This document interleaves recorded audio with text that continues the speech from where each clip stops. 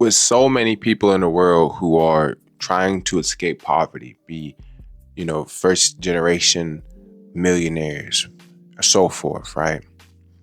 There's something that we have to address before we're even able to get to that point. And that comes down to this.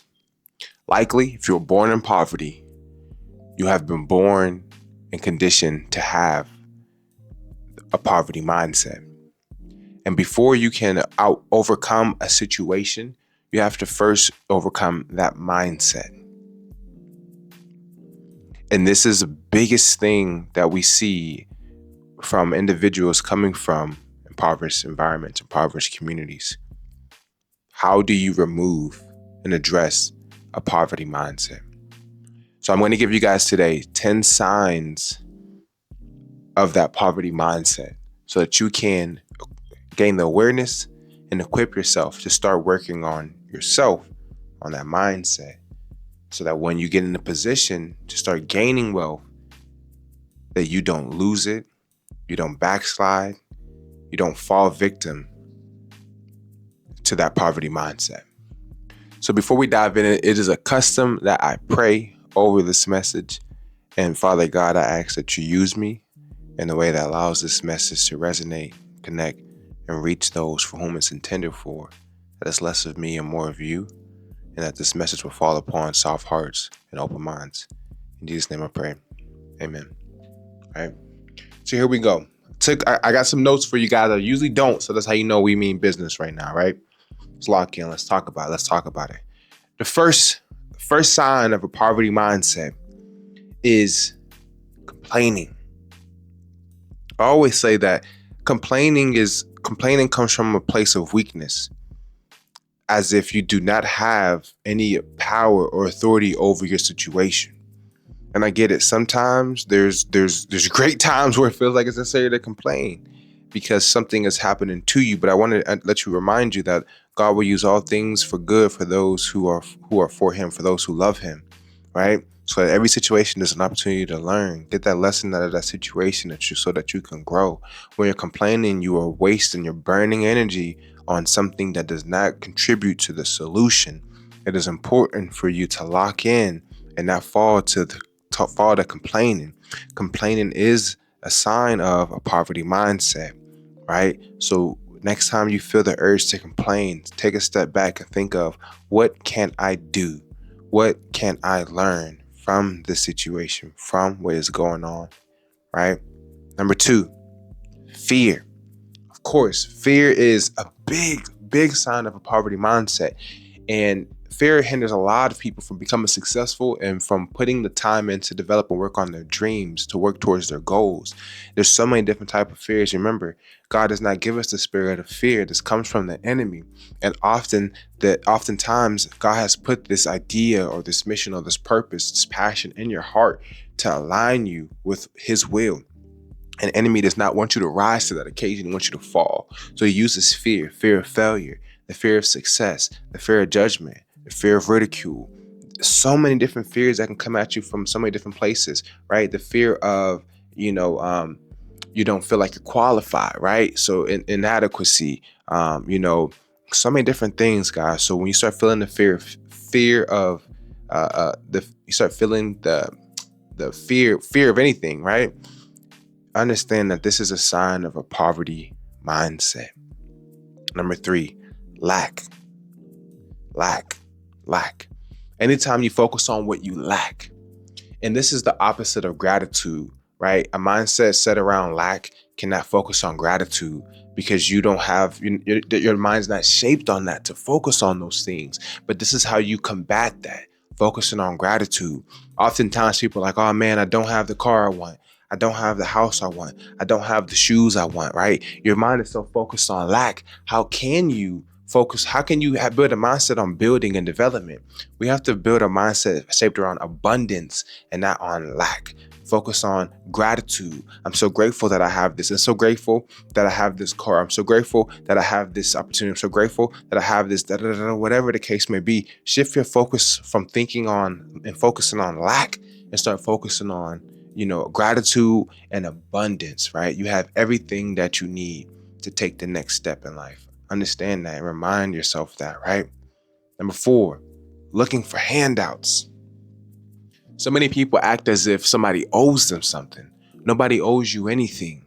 No one owes you anything, right? And it's okay sometimes to seek assistance and to, and allow people to help and contribute to what you're doing, but don't look for handouts, right? You got to go get it. You got to go get it. You got to understand. You have to want to work. You got to want to contribute. You got to want to be of service, of value to other people, right? If you're someone that's constantly looking for handouts or someone to hold your hand and do it for you, that is a sign of a poverty mindset. And you have to overcome that and get rid of that. Number 5, laziness, right? Laziness, right? Idle hands make for poverty. Diligent hands build wealth. You will never have whatever you're trying to get in life if you allow laziness to overcome. Remember, sloth is one of the 7 deadly sins. And this is the reason that it does nothing but destroy. It does nothing but miss out on opportunities. It is not something that is good for your future. It's not something that's good for yourself. It is not aligned with you living a purposeful life. It is not aligned with you becoming the best version of yourself. There is nothing that comes from laziness but lack, which puts you back into that mindset. Laziness is one of the greatest things, I would say, along with fear, that's going to keep you in a poverty mindset and never allow you to overcome your current situation or condition. If you are struggling with this, start working on it. Start working on it. Right now, if at any point something resonates with you, do me the kindness of liking, commenting, and subscribing so that we can continue to spread positive messages in the world and help people. Right. And if one of these things you struggle with, put down in the comment section so that we can give you applicable feedback or advice to help you overcome this, because I promise you're not the only one. Even if it's all of them, let's talk about it. Let's get to the bottom of it. Right. Number 6, no relationship with Jesus. And this really should have been number 1.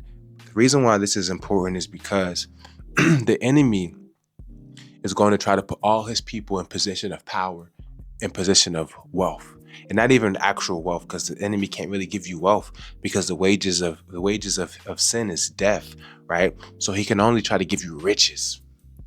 And the thing is, it's a scam. It's a bad deal. It's a bad deal. But you see a lot of people. Why do I see bad people with these cars, with these houses, with these type of rewards and things like that? But understand, the wages of sin are death, right? The wages of sin is death. So it's like, even though it looks like they're up, they ain't gonna be up for long, because see, hell is an eternity. And my pastor said that, imagine this: imagine a bird taking a grain of sand, a piece of sand from a beach, and moving it all the way around the world. And it had to literally take every piece of sand from that beach and move it all the way around the world, one by one piece. We're talking about an entire beach, one piece, flying around the world, dropping that sand, moving an entire beach. Imagine that as eternity, right? So without Jesus, you can't have the spirit of wealth, right? Wealth is looking like happiness, joy, peace of mind, right? It's looking like health. It's looking like family, right? Fellowship. It's looking like all things, not just money. Money comes with wealth, because you shall not lack. That is the promise of Jesus Christ. That's not the promise of the enemy. So that's the real thing, man. And honestly, you can't do the work on your own. You're going to need that. You're going to need the word. You're going to have faith in something outside of yourself to really be able to build this and overcome this, right? Number 7, someone that's looking to get over on people. This is a poverty mindset. Someone who's looking to get something for nothing. Someone that's looking to conquer. Someone that's looking to steal. Someone that's looking to get over. Someone that, if you know people in your life that are looking to get over, this comes from a poverty mindset, that they have to take from people, take advantage of people to get ahead, to get by. Why? Because they don't feel capable. And honestly, this comes from not having faith in the Lord. And this also has to do with serving the enemy, right? And that's what this mindset comes from. When you're always trying to get over on somebody, I'm trying to sell this, I'm trying to do, coming up with some type of finesse, some type of jug, some type of way to con your way to the top. This is not serve the Lord. It doesn't serve anybody. If you have this mindset of trying to get over on people, this is a sign of a poverty mindset. Understand, it doesn't matter how much you can have a poverty mindset and have money. You understand? You can have a poverty mindset and have money, but you won't ever have true wealth. You won't ever have wealth, right? Because that poverty mindset. Number 8, I can do it myself. I can do it myself. As in, I don't need any help. No one's there for me. No, I can't depend on anybody. I can't count on anybody. I'm going to do this myself. Everybody got out of my way. People are just trying to mess me up. They're trying to bring doubt into my life. They're trying to da da da da da da. People need people. God saw Adam was alone, and he made Eve for him. And ever since the beginning of time, it says it's not good to be alone. It's not good to be left alone with your thoughts, right? The enemy wants us isolated from each other because there's strength in numbers, right? Because when 2 or more come into agreement, right? So there's power in that. There's power in building a team. There's power in being a leader. There's power in having people working towards your dream with you because they see the value in it. They feel passionate about this as well. There's power in that. You cannot do it on your own. This is a quote that a coach of mine told me before, that if you want to go fast, go alone. But going fast doesn't mean winning. It doesn't mean succeeding. It means whatever the outcome is, it's going to happen fast. So if you're going to crash, it's going to happen fast, right? And at some point, you're going to crash because you don't have all the skills you need. Your mind doesn't. You don't have that. So you need to work with and align with people who do have those skills so that you can benefit from areas you lack. And that's what makes a great team. When we're able to cover up each other's weaknesses, because we all are strong when someone else is weak, right? So get out of that mindset of I can do it myself, right? Number 9, it's all about me. And again, this is selfishness, or the sin of pride, the deadly sin of pride. Poverty mindset. See, some of the most wealthy people that I know understand this, that what they're doing in their business or whatever, it is to serve other people. They're solving problems for other people. That's what entrepreneurship is about in general, solving problems for profit. And people are willing to, part with their money to give to you for your services or product because you're solving a problem for them, which boosts the quality of their life. So, of course, right? But if it's all about you, then likely you're not going to meet people's expectation. You're going to fall short. You're going to have bad customer service. You're going to have bad reviews, and ultimately you're going to talk down on your team, the people who are helping you build this thing. You're going to have this "I'm better than you" mindset. You're going to be condescending to individuals, and it's just not a good person to be around. And this comes from a poverty mindset, because wealth is not built on I. Wealth is built on us. Wealth is built on we, right? So understand that it's all about me. It's a sign of a poverty mindset. And number 10, addictive behavior. Addictive behavior comes from a poverty mindset. I don't care what it is. If you're addicted to porn, if you're addicted to marijuana, if you're addicted to alcohol, if you're addicted to any form of drug, if you're addicted to sex, this comes from a poverty mindset, right? And the thing is because when you feel like you need something to function, or you're not yourself without this thing, right? That comes from a place of lack, because you don't feel full, you don't feel complete. This also comes from a place of needing Jesus in your life to feel the emptiness in your heart. But you don't feel that thing because this is where the lack comes from. This is where the void comes from. And you're trying to fill it with things that aren't good for you, that aren't for you. Therefore, you will always feel empty. You will never feel complete. You will never feel whole.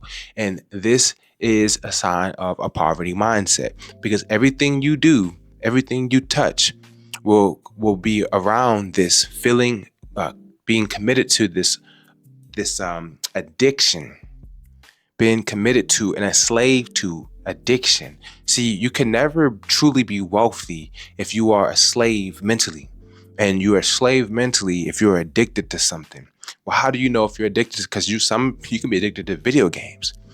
So how do you know you're a slave to something? If you cannot go without, test yourself. Even if it's video games, I'm not going to go a day. I mean, I'm going to go a day without doing this. See how you feel. I'm going to go 2 days, 3 days, right? And if you can't do that, then you're addicted to it, right? And some things have an addictive, a feel to it, right? They have I forget the word. They are just addictive in nature. So some things you don't even want to mess around with because it's easy for people to get addicted to these things, right? Certain substances or whatever the case may be. And it's nothing's new under the sun. You see this often. You see this all the time. So just be mindful of the things that you allow in your body, that you allow in your life, that you attach yourself to, associate yourself with, because you don't want to form this the addictive behavior, right? But these are the 10 attributes, and there's a lot more than this, but these are 10 attributes regarding a poverty mindset.